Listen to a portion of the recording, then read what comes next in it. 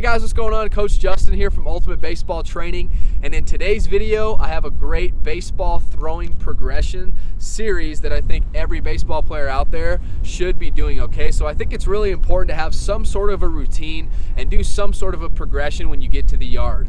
Too many players just get there, they drop their bag off, they put their cleats on, and then they just head out there and start immediately throwing with their buddies. And you don't really see that with any other high-level athlete. You don't see Usain Bolt getting ready for his 100-meter final, and he just literally puts on his shoes and gets to the starting blocks and then goes. No, he does an extensive warm-up to make sure that he's ready to perform at his peak. And I guarantee he does the exact same thing in practice as well. So bottom line, you know, this progression series isn't the end-all be-all. You can vary it up a little bit, but this has really helped me personally develop arm strength and keep my arm healthy, which is what it's all about, okay? So just bottom line, moral of the story, make sure you have some sort of a routine that you're doing every single day, something that you can stick to. My routine is to drop the J-bands, drop the glove, and the very first thing is some sort of a dynamic warm-up. So I've done some videos on dynamic warm-ups in the past. A couple things that I like to do though, I really like to do, you know, the traditional high knees. I like to do the traditional butt kicks, and obviously I like to run a little bit, jog, get the muscles, the blood flowing, the muscles going. Then I like to do some kicks, so opposite hand, opposite arm. So you're just walking, kicks. I also like to do some lunges with a twist, okay? Do the other one, lunge, twist, like that. I like to do side stretches, so boom, boom, and then flip it.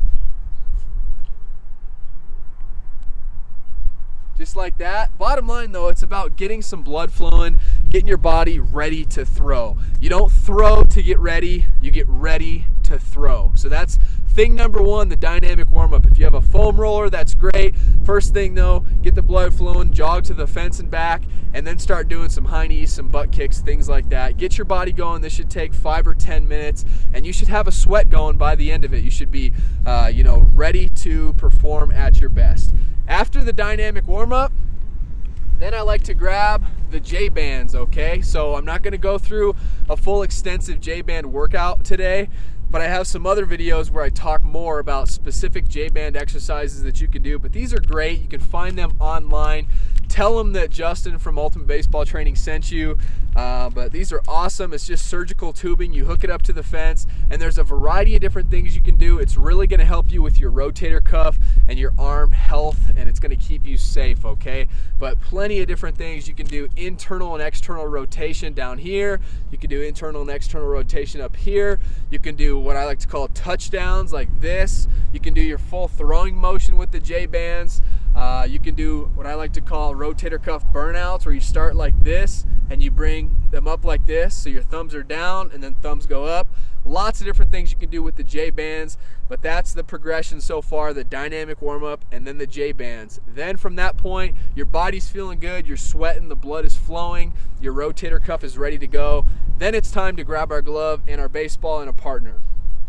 So I like to start out on a knee with my partner. So I'm a right-handed thrower. I'm going to get down. My right knee is going to be on the ground. My left knee is facing my target, okay? I'm squared off to my target.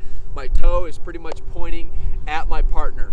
And the very first one, you don't need a glove for, I like to call these dart throws. So you're going to literally hold your wrist with your opposite arm, and you're strictly going to dart the ball to your partner. We're really just getting our wrist warmed up for the moment, okay, for the time being. So hold it like this, wrist, dart throws, boom, just like that. Probably 10 throws, 5 to 10 throws I would say for each of you.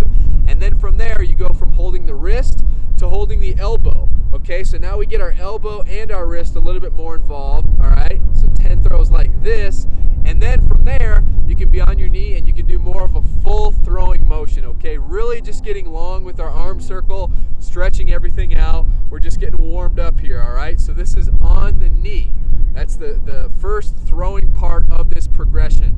Then we stand up, and I like to call this stationary feet. So instead of turning like I'm actually going to throw like this, my feet are still centered directly towards my target, okay? And then all we're going to do, we're going to isolate our upper half.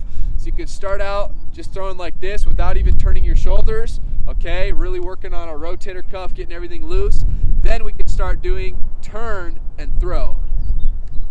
turn, and throw. Feet are stationary, isolating the upper body, turn, and throw. Then I like to do something that's a little bit, more football style, I guess you'd say.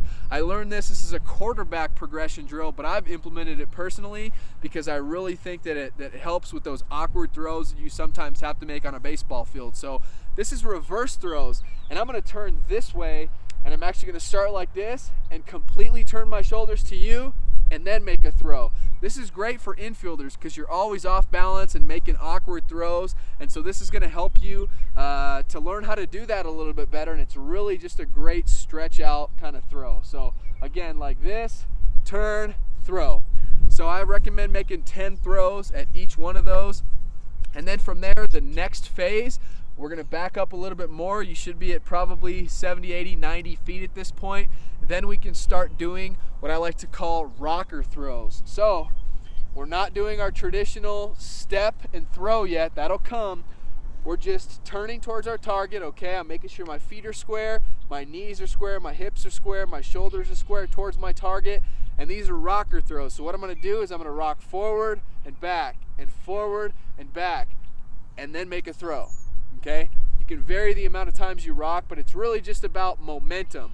So I'm getting my momentum going, I'm rocking, boom, boom, boom. You're learning how to really sync up your body, get some rhythm, get some flow going when you throw. Rocker drills are one of my favorite drills. Rock, rock, boom, boom, boom. It teaches you also how to really transfer your weight well. It's almost like a dumbed down version of the full skaters, okay? So rocker drills definitely incorporate that. After that, then the time is finally here where you can do your regular step and throws. So your partner's gonna throw to you, you're gonna catch it, okay? And you can either step in front like this and throw, or personally I like to catch it and step behind like this and then make a throw. I think when you step behind, it's easier to square yourself off towards your target. Sometimes I see players catch it and they leave everything open when they step with their right foot in front like this. So personally, I like to, once again, catch it and step behind, but we're gonna make probably 10, 15, 20 throws doing step and throws, okay? So after every single throw, you wanna take about a step or two back from your partner. So I throw it, all right, step or two back. That's kind of how you generally gain ground as you play catch. And the most important thing really is to listen to your arm. I can't sit here and tell you, okay, make 11 throws at this distance, and then this distance make 13 throws, and this distance make 14. It's important to listen to your body, listen to your arm. Some days you're gonna need more time to warm up. Some days I get to the field and I'm like, man, my arm is absolutely hanging. And then other days I'm like, wow, my arm feels great today. So it always varies the amount of time that I'm throwing for. Just listen to your arm, listen to your body. That's really important. So the final phase of this progression is long toss. So you should be out a considerable distance at this point, maybe depending on your age, 150, 160, 200 plus feet, whatever. It really depends if you're in Little League or high school or college, whatever, but long toss, okay? So as you and your partner are getting away from each other, what you want to do is you want to really throw with a lot of arc, okay? So you want a really long circular arm motion, okay? You want your shoulders at a really steep plane like this, and we're really just stretching things out. That's the stretch out phase. So it's really important. You want to take a good solid crow hop, get into your legs, stay athletic, and throw the ball as high and as far as you possibly can. And then after you've made 10 or 20 throws from that distance, then you guys are going to start closing it down, getting close to each other, and that is the pull down phase. So instead of having my shoulders way up like this, I'm actually going to have them more on a straighter line, and I'm going to really focus on pulling down and throwing directly on a line. It's great for outfielders to work on the long hop or no hop. We don't want to ever short hop guys at bases or anything like that, so work on your long hops, but really throw at a downward angle, and that's going to really help you. The pull down phase helps you build up your arm strength. So hopefully you've enjoyed this throwing progression video. Like I said, this isn't the end all be all. This isn't gold.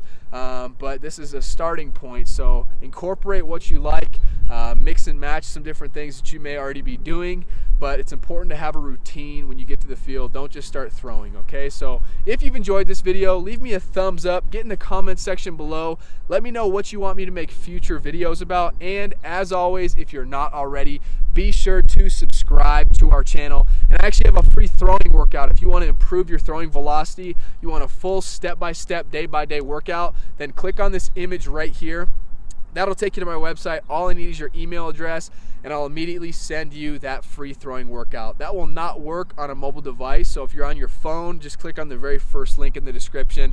That'll take you to the same website. But I'll see you over there on the site. Thank you so much for watching, and I'll see you next time.